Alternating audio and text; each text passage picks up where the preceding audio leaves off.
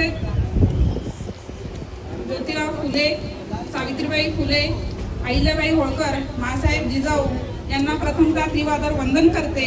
आणि आज या ठिकाणी उपस्थित महाराष्ट्राचे आपले प्रदेश अध्यक्ष तसेच रायगड जिल्ह्याचे खासदार आणि आमचे प्रेरणास्थान आणि आम्हाला नेहमीच ज्यांचे आशीर्वाद लाभतात ते आपल्या सगळ्यांचे लाडके आदरणीय तटकरे साहेब आणि वेळोवेळी ज्यांचे मार्गदर्शन लाभलेले आपले जिल्ह्याचे उपाध्यक्ष माननीय घारे साहेब,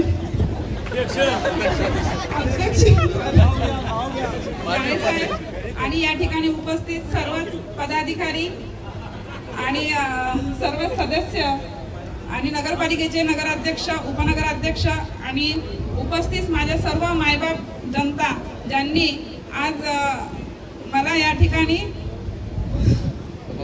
सभापती म्हणून निवडून दिलं, तर मी सर्वप्रथम आपल्या सर्वांचे मनस्वी आभारी आहे। साहेब, तुम्ही बोलल्याप्रमाणे तुमच्या सगळ्यांचं मार्गदर्शन आम्हाला लाभलेलं आहे आणि त्या पद्धतीने आम्ही या ठिकाणी कामही करू।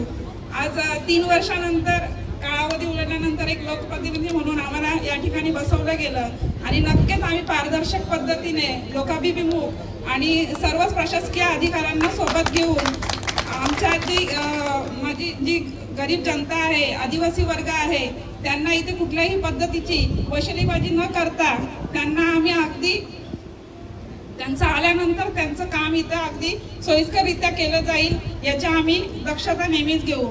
आणि आज या जागी मी सगळ्यांना या शुभवास्तू ठिकाणी सर्वांना आश्वासन देते की आलेल्या प्रत्येक व्यक्तीचं काम इथं अगदी निष्ठतेने आणि त्या पद्धतीने या ठिकाणी काम केलं जाईल। सर्वांना सोबत घेऊन कुठल्याही प्रकारचं याच्यामध्ये राजकारण केलं जाणार नाही।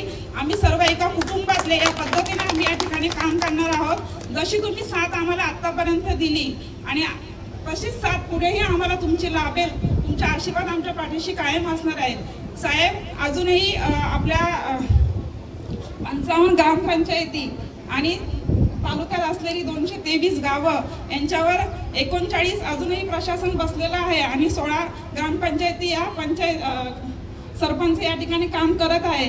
तर त्याच्याकडेही आमचं तेवढंच लक्ष असणार आहे। त्या ग्रामपंचायती आपल्याला कशा आपल्याकडं करून घेता येतील, आपला तिथं झेंडा कसा रोवता येईल या पद्धतीने आम्ही सर्वजण एकत्र राहून जशी आज ही साथ सगळ्यांनी दिलेली आहे त्याच पद्धतीने सगळ्यांना पुढे जाऊन आम्ही चांगल्या पद्धतीने काम करत राहू।